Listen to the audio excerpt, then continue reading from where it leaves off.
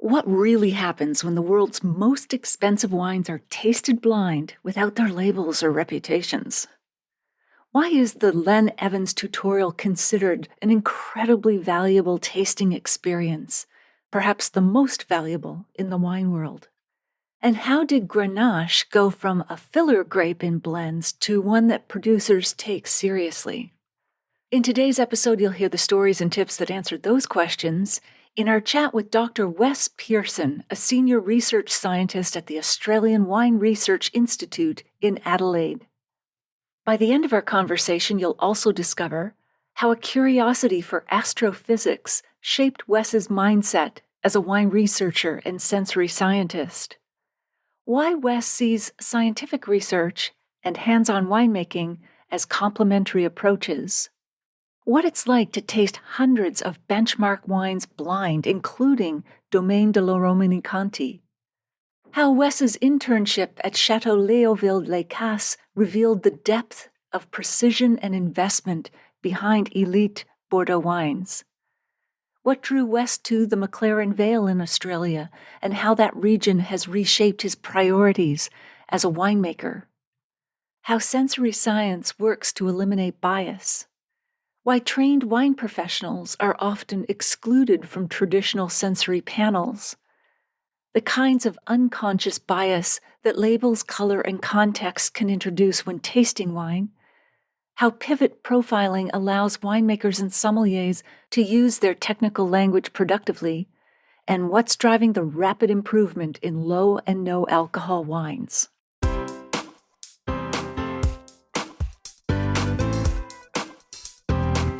Do you have a thirst to learn about wine? Do you love stories about wonderfully obsessive people, hauntingly beautiful places, and amusingly awkward social situations? Well, that's the blend here on the Unreserved Wine Talk podcast. I'm your host, Natalie McLean, and each week I share with you unfiltered conversations with celebrities in the wine world, as well as confessions from my own tipsy journey as I write my third book on this subject. I'm so glad you're here. Now pass me that bottle, please, and let's get started. Welcome to episode 370. Happy New Year's Eve if you're listening to this podcast on the day it's published. What to drink? Thinking. Maybe I should ask ChatGPT. Well, sparkling wine, of course, whether that's champagne, Cremant, Prosecco, or Cava. You could do a sparkling ladder tasting, moving from Prosecco to Cremant to Champagne to see where the crowd lands by midnight. Serve salty snacks, chips, popcorn, fries. Sparkling wine loves salt, even more than it loves oysters. Roughly 360 million glasses of champagne are consumed globally between Christmas and New Year's, according to the Comité de Champagne. That popping sound comes from the gas escaping at nearly 40 kilometers an hour. January 1st is New Year's Day, of course, and it is also National Bloody Mary Day. Challenge your friends to a garnish war, where the drink is basically a meal. Think sliders or pickled eggs on a skewer. Of course, January 1st may also be the time when you want to move to low and no alcohol cocktails, sparkling wine with bitters or regret or bitter regret. They all pair well with Advil. You could host a reset brunch to build your own spritzes using tonic water, citrus, and herbs. Make a signature drink with flavor, not force. Think citrus, ginger, and rosemary. Serve leftovers paired with drinks instead of pretending they're just fridge clutter. January 1st is one of the biggest single days for alcohol-free beverage sales in Canada, according to retail tracking studies. January 2nd is National Cream Puff Day. You could pair that with sparkling wine, Moscato d'Asti, cream sherry. Fill cream puffs with lightly sweetened mascarpone and serve it with something bubbly or low alcohol. Turn it into a tasting flight. Dust with icing sugar and call it a dessert theater. Now, choux, or chaux, pastry, it's C-H-O-U-X, dates back to the 16th century France, and its neutral flavor makes it one of the most wine-friendly desserts around. So I had to look this up. So choux is, I think it's choux, a light French pastry dough made from water or milk, butter, flour, and eggs. There is no baking powder or yeast. It puffs up because the steam expands inside the dough in the oven. So you cook the dough on the stove first, then you bake it. In the oven, it forms a crisp shell with a hollow center, perfect for fillings. So it's used for cream puffs, eclairs, profiteroles, and goiger, those savory cheese-filled versions that love sparkling wine. So the pastry itself isn't sweet. That neutrality lets the filling and the wine do the talking, whether it is pastry cream, whipped cream, ice cream, or cheese. Apparently, it was invented by chefs in the royal kitchens back in the 16th century France, and chou means cabbage because the little baked puffs resemble little cabbages, but they're much more tasty. January 3rd is National Chocolate-Covered Cherry Day, so you could try port banyuls, late harvest reds, cherry-forward cocktails, or try a cherry-infused Manhattan or a cherry-accented vermouth spritz. You didn't last long with those non-alcohol wines, did you? Blind taste fresh cherries versus chocolate-covered cherries to see how the sweetness changes your perception. Just a trivia bit, chocolate-covered cherry flavors naturally echo the red wine tasting notes, like kirsch, cocoa, and black forest cake. January 4th is National Spaghetti Day. Drink Italian reds, Lambrusco, Sangiovese, Brunello, Montepulciano. I think I mangled 3 grapes into one in that last one. You could serve 3 sauces, one pasta shape and let the wine do the heavy lifting, or try a chilled Lambrusco with tomato sauce for a surprising reset after the holidays. Trivia note, spaghetti became wildly popular outside Italy only in the 20th century, largely due to immigration and industrial pasta production. January 5th is National Whipped Cream Day. Pair it with ice wine, late harvest whites, or coffee liqueur cocktails. Fat and sweetness, by the way, soften acidity and tannin, which is why whipped cream can make very sweet wines taste more balanced. January 6th is Epiphany, or Three Kings Day. You could try some Spanish sparkling wine or fortified wines. Epiphany marks the official end of the Christmas season in many countries, and in parts of Europe, it's more important than December 25th. All right, so what's new in the world of drinks this week? In Ontario, the biggest consumer shift is grab and go. Beer sales were up 22%, RTD or ready-to-drink coolers 21%. Big pack behavior is downright Costco-coded, with large format beer packs up 42% and 30 packs leading that charge. Holiday marketing peaked with the cozy core arms race phase, retailers and brands leaning hard into fireside serves, giftable formats, and anything that reads as a stocking stuffer you could sip. Sweater and sip swap, a winery-led social trend, saw people swapping mystery bottles wrapped inside ugly holiday sweaters rather than traditional gift bags. And in marketing moves, Southern Comfort recently surprised fans with a live concert in a moving train in what's called commuter marketing. Social media has been buzzing about the anti-wish list trend where influencers post bottles they are not sharing, mostly like rare vintages of 1945 Romani Conti. Meanwhile, KFC's campaign pairing fried chicken with caviar and champagne has gone viral. Gen Z bar phobia. A recent consumer study found that Gen Z drinkers find ordering at high-end bars intimidating, leading to a trend of bars using emoji-only menus. Man, I think I'd be stumped with that. Diamond and Fur Vodka. The billionaire vodka brand is back in the news for its bottle encrusted with 3,000 diamonds and wrapped in cruelty-free faux fur. How enlightened. TikTok's viral Spicy Savvy Bee, that's Sauvignon Blanc with frozen jalapeno slices, saw a 30.7% year-over-year growth on social media to elaborate sangria variations. Looking at broader marketing trends, from Southern Glazers, we're seeing the pushing of experiential marketing with culinary artistry techniques like fat washes and rotary evaporator distillates becoming mainstream bar tools rather than geeky bartender secrets. And finally, some things to make you smile. A Montreal group dressed as Santas and masked elves pulled off a Robin Hood-style grocery theft that reads like a holiday movie with sharp elbows. In Bordeaux, 12 defendants are appearing in court over Gang de Grand Cru cellar raids that stole more than 4,000 bottles worth over 2.5 million euros, I guess that's 3.5 million Canadian bucks, from prestigious Bordeaux and Burgundy estates between 2019 and 2020. In Portugal, authorities shut down a covert bottling operation in Via Real that was falsely labeling wine as Douro DOC Reserve, proving that wine fraud is alive and well globally.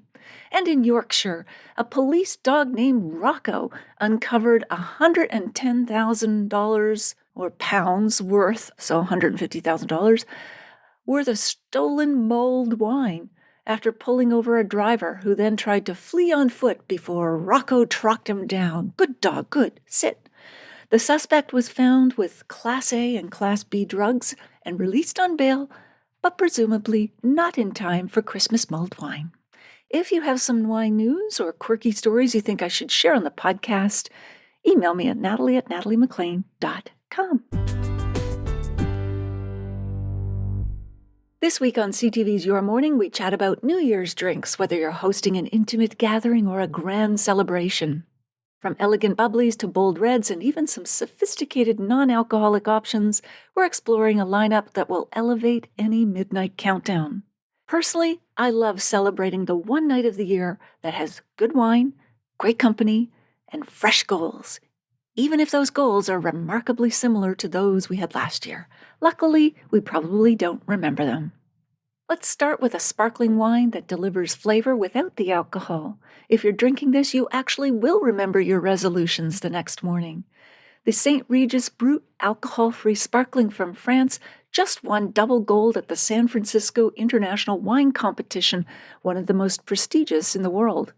This sparkling opens with lively notes of green apple, lemon zest, and a hint of freshly cut pear, carried on a fine, energetic mousse that gives it a celebratory feel.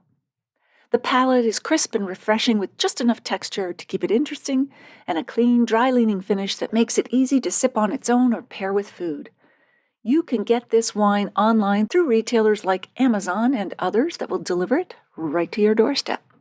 And here's the magic with this sparkling. Imagine golden butter-tossed popcorn still warm from the stove, each kernel glistening with richness, and those bright bubbles just cut through all that buttery decadence like sunshine through clouds. The citrus notes lift everything beautifully. Now let's move on to a bit of sparkle and alcohol from Ontario. So supporting local winemakers is always important, but this bottle showcases just how spectacular Ontario sparkling can be. Did you know that Niagara's cool climate is ideal for producing elegant, sparkling wines? We're on the same latitude as Champagne, France. The Nare Folklore Sparkling from Niagara is so vibrant, it feels lifted and luminous from the first sip, with fine bubbles carrying notes of citrus blossom, orchard fruit, and a gentle mineral thread that keeps everything crisp and focused. Established in 2008, Nare Cellars is one of the few Black-owned wineries in Canada. Winemaker Steve Byfield focuses on small lot wines that showcase the rich diversity of Niagara wine styles. This one and all of the rest are available in the LCBO or directly from the wineries themselves. This sparkling wine is incredibly food-friendly. Picture a chèvre and herb tart, its golden pastry shell cradling creamy goat cheese folded with fresh thyme and chives, still warm from the oven, with the cheese just beginning to soften. The bright acidity cuts through that creamy richness like a knife through butter. And for anyone who loves a big bold red, I've got something spectacular from Australia's Barossa Valley. It's home to some of the oldest Shiraz vines in the world, dating back to the 1840s. And these ancient vines produce incredibly concentrated, complex wines. The formula Robert Shiraz from Small Gully Wines is boutique, hands-on winemaking at its finest, a multi-generational effort led by father and son team Stephen and Joe Black, who focus on small batch ferments and gentle handling to preserve the depth and character of the wine. This wine demands bold food. Start with braised beef short ribs, slowly cooked until the meat practically falls off the bone, glazed in their own rich, glossy sauce with hints of red wine and herbs. The wine's dark fruit wraps beautifully around all that richness like a velvet blanket. And now something to end the evening on a sweet note. Let's talk about the grand finale in this festive-looking faceted glass bottle. Traditional Italian limoncello is made by steeping lemon zest in pure alcohol for weeks, extracting all those gorgeous essential oils before adding some sweetness for balance. Serve it well chilled. It's meant to be a digestif to help settle your stomach after a big meal. The Rossi Diageo limoncello opens with a rush of sunlit lemon peel, a touch of pithy bitterness, and a cool, silky sweetness that glides across the palate with finesse. Its texture is plush yet refreshing, finishing with a clean snap of citrus that keeps it lively rather than cloying. Serve it chilled, on its own, or let the lovely citrus aromas unfold as it warms slightly.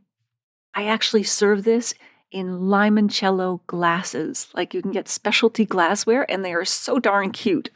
Look them up. Pour it alongside lemon ricotta cheesecake, its creamy, cloud-like texture studded with tiny curds of ricotta and infused with lemon zest, all resting on a buttery graham cracker crust. The citrus notes in both the cake and the limoncello echo each other beautifully, creating layers of bright, sunny flavor. So here's to the year ahead. May your glass always be full, your heart always be light, and may every toast bring you closer to the people who matter most. So on Instagram, I'm also sharing more wine pics and cocktail ideas at Natalie McLean Wine. On upcoming TV shows, we'll be chatting about terrific wines and spirits for Valentine's Day and romantic dinners, as well as for Galentine's Day and bromance that celebrates the more lasting bond of friendship. Then we'll be chatting about fresh spring wines for March. Yes, can you believe it? St. Patrick's Day, beer and spirits, environmentally sustainable drinks for Earth Hour. Let me know if you'd like your brand featured on these TV segments or future ones, or if you would like to advertise with us through our podcast, newsletter, website, social media, and mobile apps. Please email me at natalie@nataliemclean.com. Back to today's episode, I have the following books to give away. Matt Wall's The Smart Traveler's Guide to the Rhone Valley, Sean McCoy's Pairing for the People, Elva Ramirez, Sparkling, and Simon Hardy's The Smart Traveler's Wine Guide to Switzerland. If you'd like to win a copy of any of those books, let me know you'd like to win. It doesn't matter where you live. I'll choose winners randomly from those who contact me at natalie@nataliemclean.com. Keep them for yourself or give them as gifts. In other bookish news, if you're reading the paperback or ebook or listening to the audiobook of my memoir, Wine Witch on Fire, Rising from the Ashes of Divorce, Defamation, and Drinking Too Much, a national bestseller and one of Amazon's best books of the year, I'd love to hear from you at natalie@nataliemclean.com. It's a book about starting over, so it's perfect for the new year. I'll put a link in the show notes to all retailers worldwide at nataliemclean.com/370. Okie dokie, on with the show.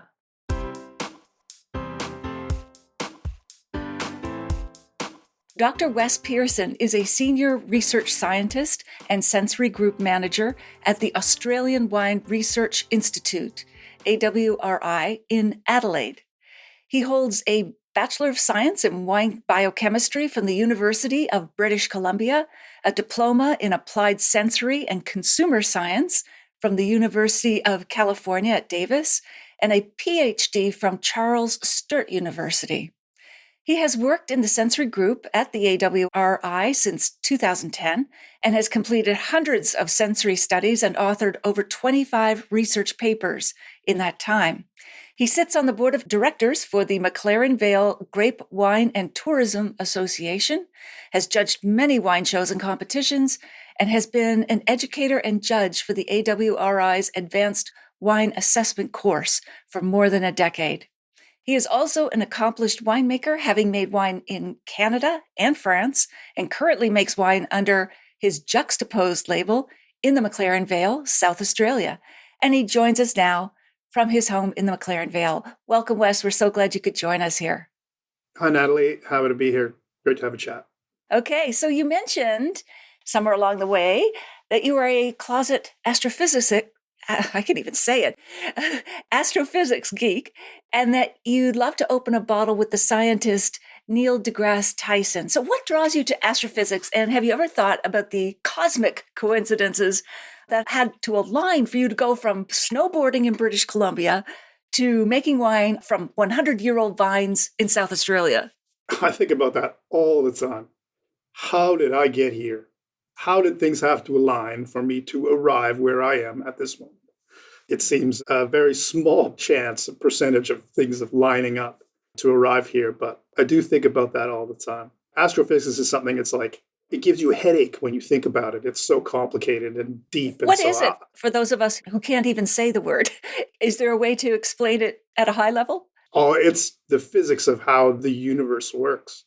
Trying to wrap your head around what exactly is a black hole. You could spend months trying to unpack that and still get nowhere. I think that's one of the things that I find really interesting about it is I really know nothing about it. It's hard to understand. That's the reason why I've been interested in it, I suppose. But it's just a kind of closet interest in it. It's like the YouTube videos I watch. Of those dancing cats. So Yeah. You're just curious by nature. No wonder you ended up being a researcher. I think that is really it. I have this thirst for knowledge.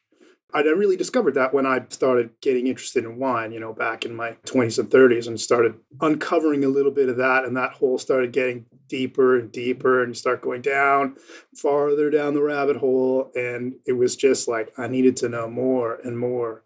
And that's really pushed me through my career, that thirst, that chase for knowledge. Its own black hole in terms of learning about wine. It is endless, true, isn't it? Yeah, the more that you know, the more you actually don't know that much. Exactly. So you're a Canadian living in Wollonga with your partner Cassie and five kids, and running both a research career and two wine labels. You make wine. That sounds like a lot of spinning plates. How do you do it all? And do your kids, do you have them out there picking grapes? We do, actually, yeah. Okay. There's lots of treading water, You're just kind of trying to keep your head above the surface. But again, kind of like I commented before, I like keep it busy, that drive to keep things going, that pushes me forward. And I have the research job, right? Wine's always been my passion. The research job fuels that, but also having my wine label as well. They're two different things and they serve two different purposes. So they complement. I think that's the reason why the name of my brand is juxtaposed, right? They are kind of opposites, but they highlight each other in a certain way, and they give you something different. The research world is very regimented, right? Lots of things, everything fits in a box. You really have to be very detailed and pedantic about how you do things, and that's just and by design, right? We want to make sure that we think about everything before we do an experiment or something like that. That's just how the research world works. Where in winemaking, there's much more of a feel to things. You are armed with all this knowledge and experience, and that informs the decision you make, but it's not always based on black and white. It might be about feel or the way something tastes, or you may decide to do nothing because you're armed with that knowledge, right? Sometimes that's the best thing to do, is just to stay out of the way. So in that respect, they kind of are a little bit different for me, or they offer something different for me. I can see that. So you were a serious snowboarder before wine took over your life, and you even worked as a developmental coach for the Canadian Olympic snowboard team in 1997. Do you still get out on the slopes, or has that changed into surfing in the McLaren Vale? It did when I first arrived in Australia, but now it's something my kids do. I don't get into the water too much anymore. I don't want to say I'm jaded, but I was spoiled for many years living on the West Coast in British Columbia. Right, in Whistler, right? In Whistler, yeah. And so, unfortunately, the quality of the mountains here in Australia is not quite the same. That ship has sailed, I'm quite happy to say. If I found myself, in some larger mountains back in North America or Europe or wherever, I might consider it, but it's not high on my list here. Kind of like moving from a Steinway to a player piano in a bar or something. I guess it just doesn't have the same. Yeah, like I said, you're not getting out of a helicopter on some first descent peak here in Australia. That's not how it works here. So that's fine, and it's okay, right? That was a different time of my life, and I loved it. It was the best. But yeah, I don't need it quite the same way I did when I was younger.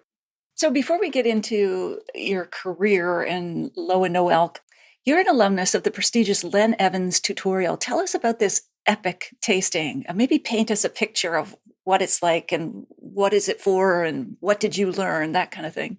So a bit of background then. The Australian wine industry has a fairly structured and robust wine show system. We call them the capital city shows. So the large cities in Australia, Perth, Adelaide, Melbourne, Sydney, Brisbane, even Cairns, they all have a large wine show run by their agricultural society.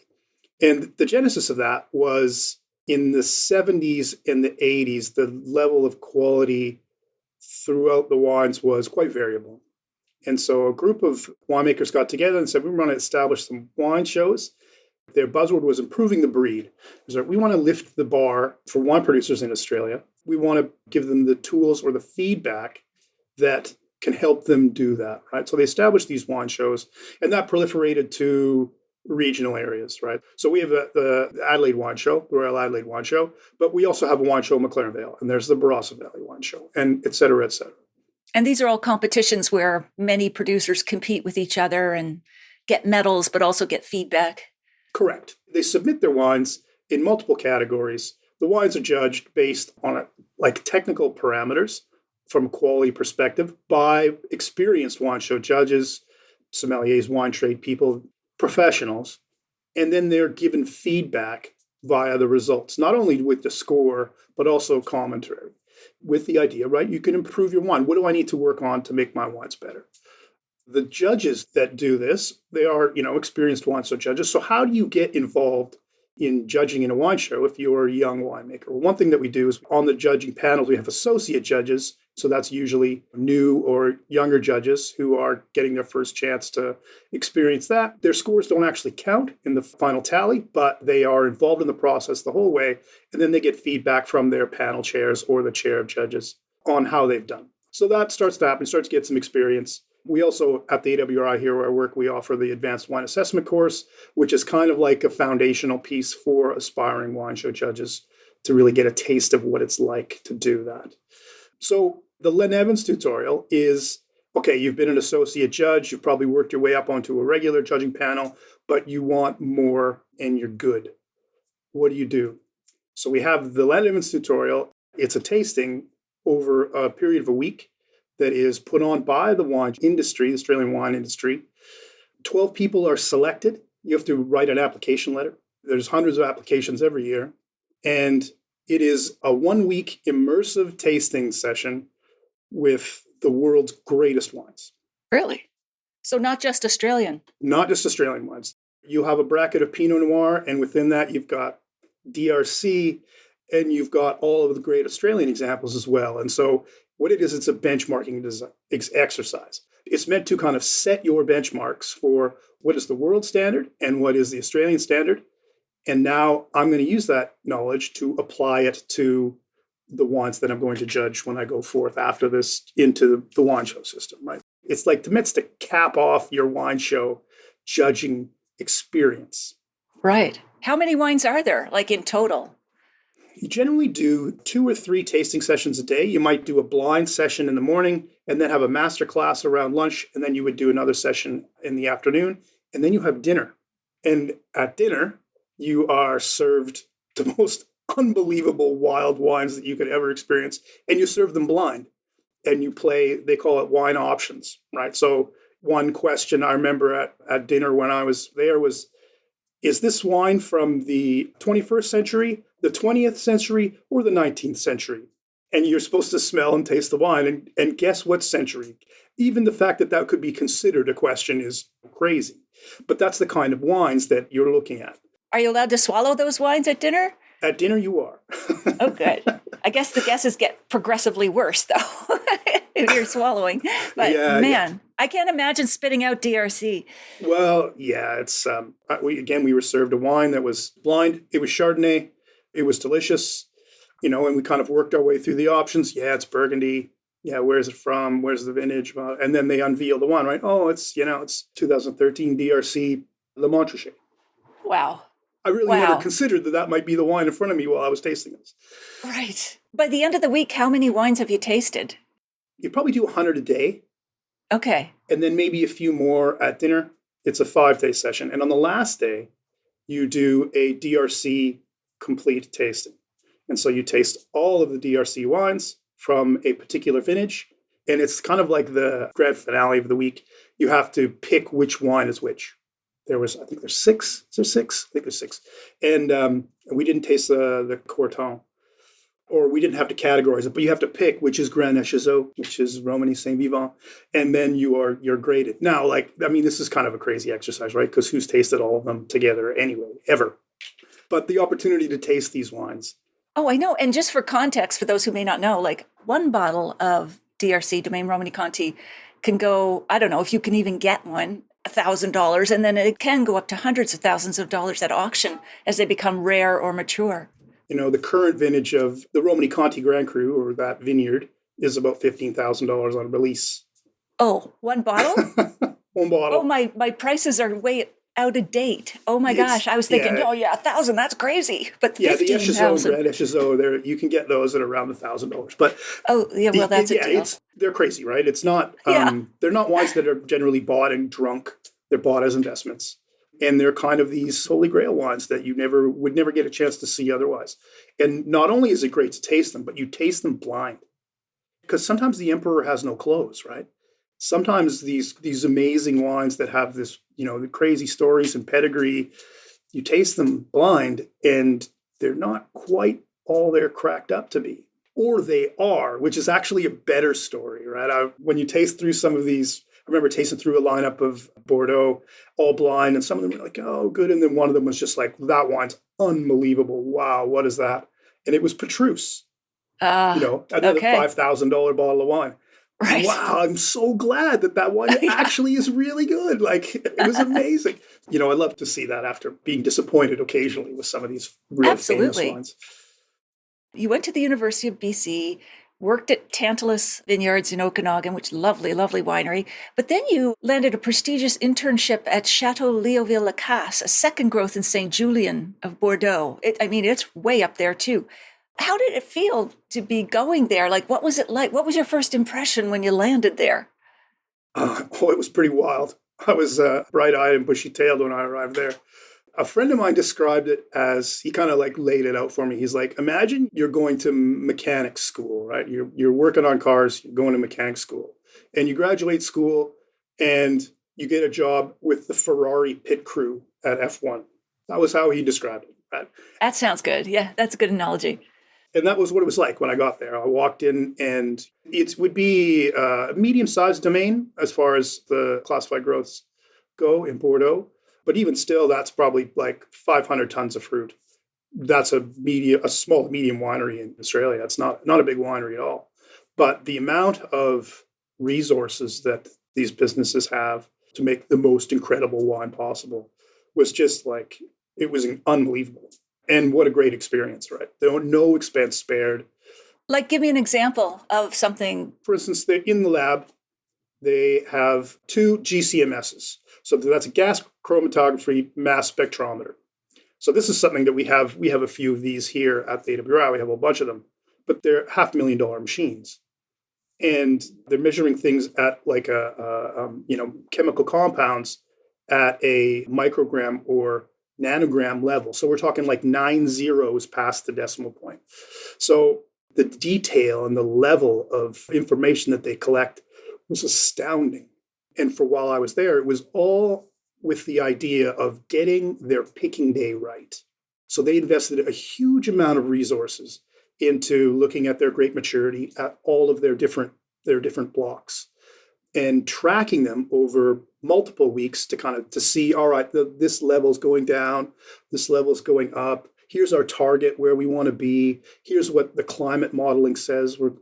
It was amazing, the amount of resources. It just showed, right, okay, this is a wine that's $500 or $600 or $700 a bottle of wine, but they don't just take your money and run, right? They put so much effort and detail into every little grape that they grow. And that process through to the finished wine, it was reaffirming, quite frankly, to see the effort that went into it. Not just marketing. You're right, yeah. Just to be immersed in the culture too, right? To drink the wines, to eat the food, to be out in the vineyard and working with the vignerons and, in the chateau and the cuve, making the wines. Yeah, it was an incredible experience. I'm certainly very grateful that I got that opportunity. It was sometimes, these opportunities, they just kind of pop up and the door opens a crack and you just got to step step Just gotta through it when it go. opens. Well, you did that again. Yeah, you did that again when you went from Bordeaux to the McLaren Vale in 2008. What drew you to that specific Australian region in Australia? It's so far away. And do you remember your first impression when you saw those ancient bush vine Grenache vines that eventually became so central to your winemaking? I flew from Bordeaux in December to Adelaide. It was probably 2 degrees. It was cold in Bordeaux. There was actually snow on the ground. And I flew to Adelaide and I got off the plane and it was 42 degrees. And I remember walking out of the doors as they opened at Adelaide Airport and this wall of heat hitting me. It was like nothing I'd ever felt before. And I was like, I went for a second, like, have I made a mistake? It was so hot. But then you walk out and you see where you are and the ocean's right there. And we chose McLaren Vale. I was tossing up McLaren Vale and Margaret River. Always been a big fan of Cabernet. Margaret River is one of the big Cabernet regions in Australia. So that looked pretty appealing. But McLaren Vale's proximity to the ocean, to Adelaide, to the big city, and then all the little stuff that go around it, right? The stable economy, safe country, they speak English, a great place to raise children, education system's good, all of those little other things, right, that you consider when you're going to move your family somewhere. It just all ticked all those boxes. And very quickly, it was apparent that we made an excellent decision in moving to McLaren Vale. It's an incredible place, yeah. And what about those Grenache vines? What did they look like the first time you saw those? Oh, yeah, they are these old gnarly things. They're like, they kind of just sprawl up out of the ground. There's no kind of rhyme or reason to them. They're just these big kind of bushes. All right, because they're not trellis. They're not hanging on wires or anything. Yeah. And they're very different to the other vines. Where I first started working, there was a bush vine block and everything else was trellis. So it was clearly very different. And right away, and especially when that fruit came in at harvest, it was pristine. It looked great. The ferment smelled incredible. The whole way through it was really intriguing, right? Because I hadn't worked with Grenache up till that point before. And all the effort was being paid to the Shiraz. And the Grenache was kind of an afterthought. I mean, it just looked incredible, but it came in, it had probably been picked a little bit too late, so it was a bit overripe. It just didn't get the treatment or the attention that Shiraz was getting. And I thought that was interesting because to me, it looked, this is something we should be paying attention to. Yeah. Why do you suppose that was? Was it just Shiraz was a badge wine for Australia? Yeah, I think there is part of that. And it's, lots of producers have hung their hat as that being their premium wine. And it should be. Don't get me wrong. Like, McLaren Vale Shiraz is an incredible thing. And there's actually not much Grenache in McLaren Vale. It's only about 7% of the red plantings in McLaren Vale are planted to Grenache. So it is we're working off a small base. And I think historically, Grenache was the filler. Grenache loves the heat, right? So you can leave it out in the vineyard. It's going to be fine. The Shiraz has to come in first. We'll get the Grenache later when we have some space in the winery. And it was used to fill up the blends. It had lots of flavor. It always had lots of alcohol as well. It wasn't the top dog. It kind of was the back filler. The 90s and the 2000s, that was kind of the way things rolled. And then in about 2010, maybe around there, maybe a little earlier, there's a few producers started saying, maybe we got some pretty good resource here. Maybe we should think about investing a bit more time and effort into what we've got with Grenache here. And for myself, I started my own brand in 2011. I'm like, this is what I'm going to hang my hat on. Grenache is something that I think is a unique proposition that we don't have a lot of it. This is a resource that is just not found around the globe. And there's never been phylloxera in South Australia, so they're all planted on their own original roots. This is a story we need to tell. That was kind of the genesis for getting started with Grenache and kind of trying to move that. Yeah. We'll get back to Grenache, but we'll carry on now with your sensory work and leading into the alcohol-free space. You've explained previously that traditional sensory science, you don't use professionals because their foundational knowledge can bias the way they approach a product, smell a wine, noting that a consumer would look at a wine and describe its color, while a winemaker might be thinking about why is it that color. Can you give us an example of this subconscious bias at work? Why do you tend to avoid them? Our goal as sensory scientists, when we're trying to apply sensory science using classic scientific principles, one of the main things that we're trying to do is we're trying to eliminate people's bias. And so that's in that context, we the way that we test people. So we have sensory booths, right? You go into it's not quite an isolation booth, but it kind of is, right? There's partitions beside you. You're all blocked off. We use a particular light. Everyone has the same light. All these. We're trying to control any differences that people might have to when they're assessing the wine. So if I'm tasting a wine and you're sitting beside me and I smell and taste it and I make a face, well, didn't like that one. You see me do that, right? Instantly, you're like, what is that guy tasting? He didn't like it. Is that this one? Or now you've stopped focusing on what you've been tasked to do, which is assess the wine, right? So that's a classic example of just something easy as partitions here so that you can't see what the next person is doing. It's the same thing with tasting a bottle of, if you've got a Grand Cru Burgundy in this hand and I show you the label and you go, you want a glass of that? It's $1,000 a bottle. Yes, I do want a glass of that, please. Thank you. And you'll enjoy the glass. Now, if I just poured you the glass and handed it to you, your assessment of that is much different, right? Because you don't have the bias of knowing where it came from, how much it cost, all the things that go around that, that particular label or brand. You kind of you cut all that away and you just smell and taste the wine and assess it on those qualities. So there's all of these things that kind of influence bias. What did you have for breakfast? That can definitely influence the way that you taste. Did you just finish drinking a coffee or did you have some orange juice? Those are two different drinks. One's full of sugar. One is quite bitter. That's going to affect the way that you taste the wines. Mm-hmm. You want to cut all that away. Right. You try to eliminate you control all the variables. But with professionals, why would it matter if a winemaker is thinking, why is it this color? Like, how does that bias your data? Well, it takes away from their focus. Okay. And so they may, if they look at the color, so say there's you've got a wine that is, hints of brown, is quite thin colored. Beside it, you've got something that's vibrant purple, dense. You look at those colors and if you're a winemaker, you can see into those things and go, well, this wine on the left here has been, it's been treated with respect. It's vibrant still. It's maintained its color. The one on the right, it looks like it hasn't been looked after quite as well. Now you've already decided what those wines, what they look like and where they come from. Now you're smelling it. You think that this wine is kind of old and not looked after. That's going to affect the way that your perception goes, right? Oh, the nose is kind of versus this one. Oh, it's bright. So it's kind of like a confirmation bias. Yeah, that makes sense. But then you pioneer. Yeah, go ahead. Well, if you don't understand any of that, right? You just go, that one's brown, that one's purple. Next. Right. With yes. Okay. I can see now how that would inform your answers. However, you pioneered the use of pivot profiling, a relatively new sensory technique that was first used in Champagne, France, and then adapted for Australian wine. Can you explain how pivot profiling works and why it plays to the strengths of wine professionals like sommeliers and winemakers whom you'd normally never use? Sure. The thing about pivot profile is that it's a sensory method that requires you. It's what we call a free choice method. So when you are assessing the wine, you can smell, taste the wine, and then you use your own language to describe the wine. So that's different from a lot of the sensory stuff that we do, where we use sensory panelists without experience.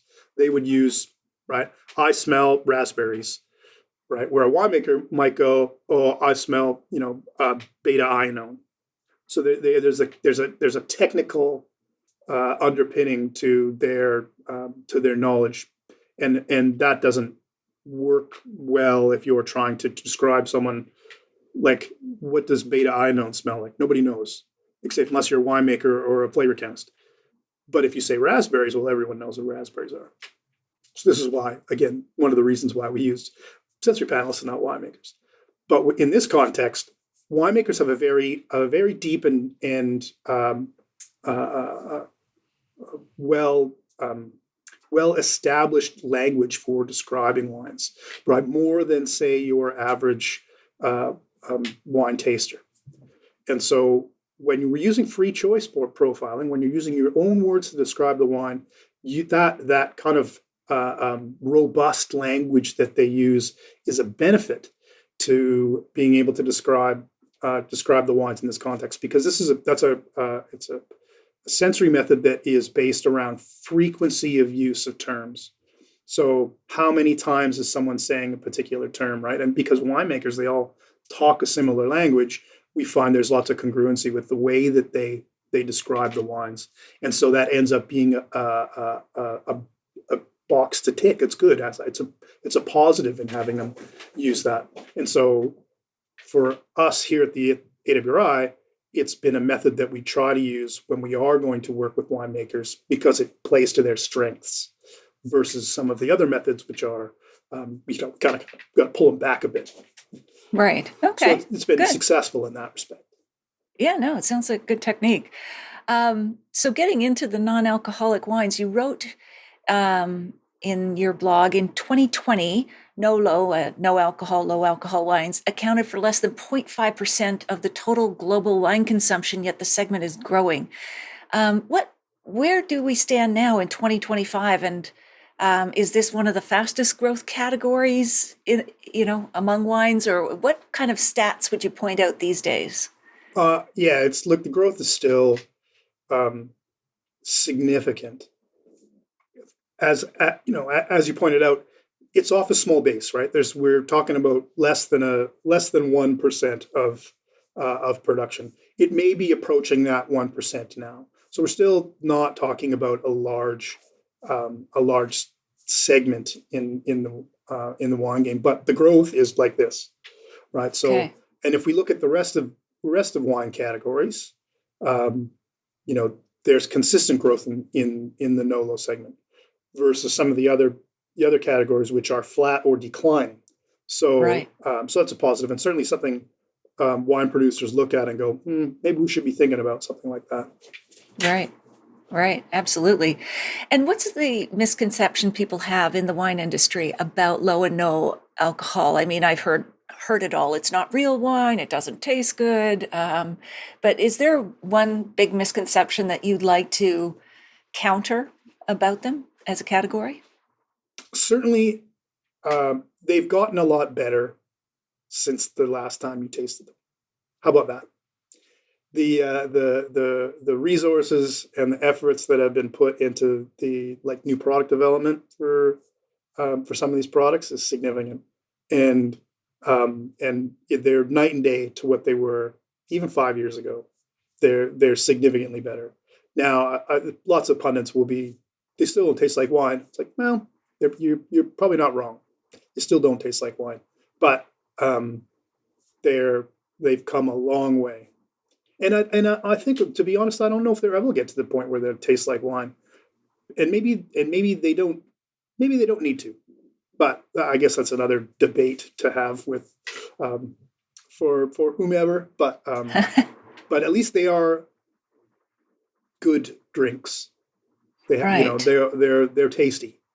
I think that's that's been a big advancement in the categories. They're not terrible anymore. They're not terrible. Damn with faint praise. So would the Holy Grail be setting up two wines and you could not tell the difference which had alcohol and which didn't? Would that be the Holy Grail? I think so. And I think there's are we talking about, Cabernet or Shiraz in Australia's context? I probably not. But are we talking about Prosecco? Okay, I think that's quite possible. So, in certain categories, I think that there's these products are better suited than others. Yeah. So, and you mentioned Prosecco. Is it just because that has bubbles, which helps with the body and feel and weight versus? Absolutely. And then if I've heard the tiers, kind of sparkling does best in the low and no, then whites, I don't know, maybe rosés, and then reds why are reds so difficult? Because is it the tannin and the color compounds? Like what's making it so hard to make good non-alcoholic red wines? Well, I think generally speaking, red wines are higher alcohol than everything else. Right. right? Unless we're talking about So you're taking fortified more wine, out. but I've yet to see a de-alkalized fortified wine. But yeah, so you're losing more. And from a textural and mouthfeel perspective, reds would be at the top of the hierarchy as far as that's concerned. And so you're losing the most. You're also, and we'll probably talk about this more later, but as you concentrate, as you de-alkalize, you're losing, let's say 14 or 15% in ethanol, but that's 15% of the product. So you've now concentrated your product. So you have more tannin and you have more acid. So that what's has left, come out yeah. of it's more unbalanced than say a white wine, which, you've lost the ethanol, but there's no tannin per se, as a textural element in those wines. And also with sparkling, of course, is the same, right? Sparkling wines, they are starting off at lower alcohols, generally speaking, to most whites. You can have a bit of residual sugar in sparkling. It's part of the accepted style, if you will, right? Where you can't, if you have a Shiraz or Cabernet, you can't just dump a whole bunch of sugar and say, oh, it's, people go, well, it's sweet red. I don't drink sweet red. But Right.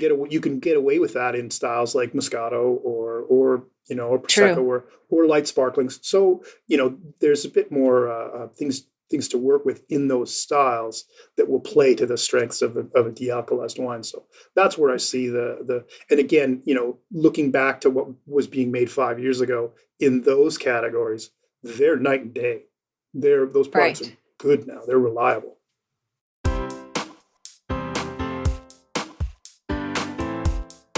Well, there you have it. I hope you enjoyed our chat with Wes. Here are my takeaways. Number 1, what really happens when the world's most expensive wines are tasted blind without their labels or reputations? Well, as Wes explains, the current vintage of Romani Conti Grand Cru goes for about $15,000 a bottle upon release. Crazy, crazy, crazy. So they're bought as investments often, these wines. They're not generally bought to drink, which is a shame. They're the holy grail, and you never really get a chance to see or taste them.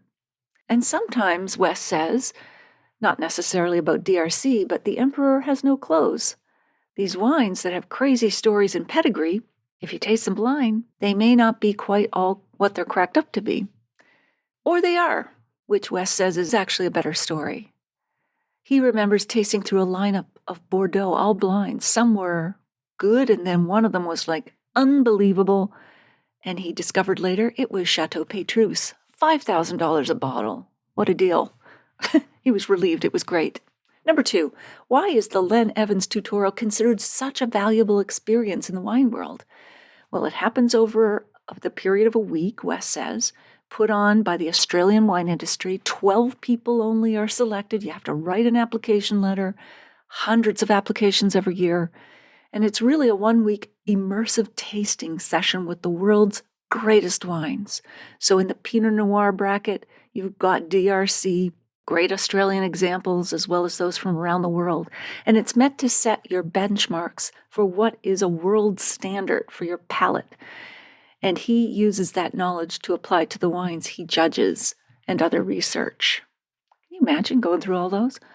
And number 3, how did Grenache go from being just a filler grape to one that producers take seriously? And by the way, Grenache is probably one of my favorite, if not my favorite, grape of all time. Historically, Grenache was a filler. It loves the heat, so you can leave it out in the vineyard. It's going to be fine. Shiraz has to come first. Wes explains that was the thinking of winemakers.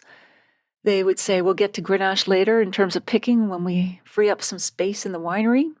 It had tons of flavor and lots of alcohol, so it was kind of a backfiller, and that was probably in the 90s and 2000s. Then around 2010, producers started saying, we've got a pretty good resource here. Maybe we should think about investing a bit more time and effort into what we've got with Grenache. If you missed episode 363, go back and take a listen. I chat about why does the term mocktail for zero-proof non-alcoholic drinks offend many bartenders. And we chat about that with Elva Ramirez. I'll share a short clip with you now to whet your appetite. If you want to call it mocktail, I'm not going to correct you. I'll let you have it. I prefer zero proof, which is the name of my book.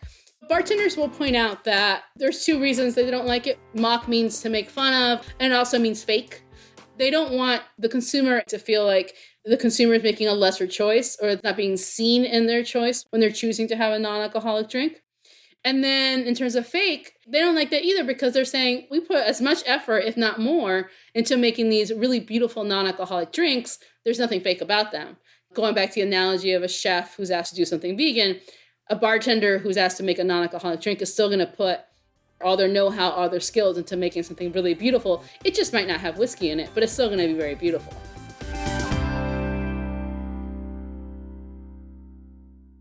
You won't want to miss next week when we continue our chat with Wes.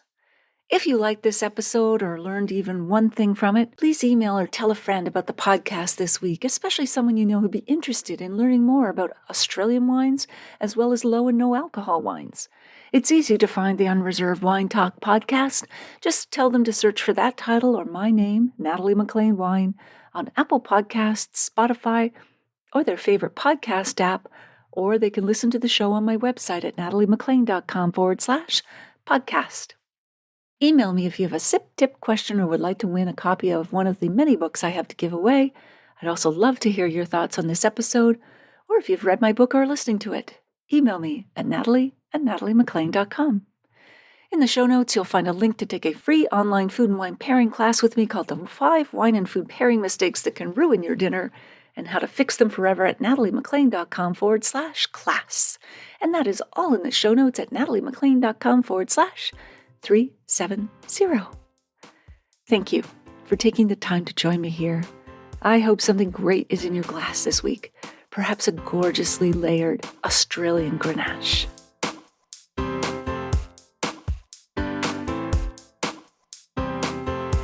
You don't want to miss one juicy episode of this podcast, especially the secret, full-bodied bonus episodes that I don't announce on social media. So, subscribe for free now at nataliemclean.com/subscribe. Meet me here next week. Cheers.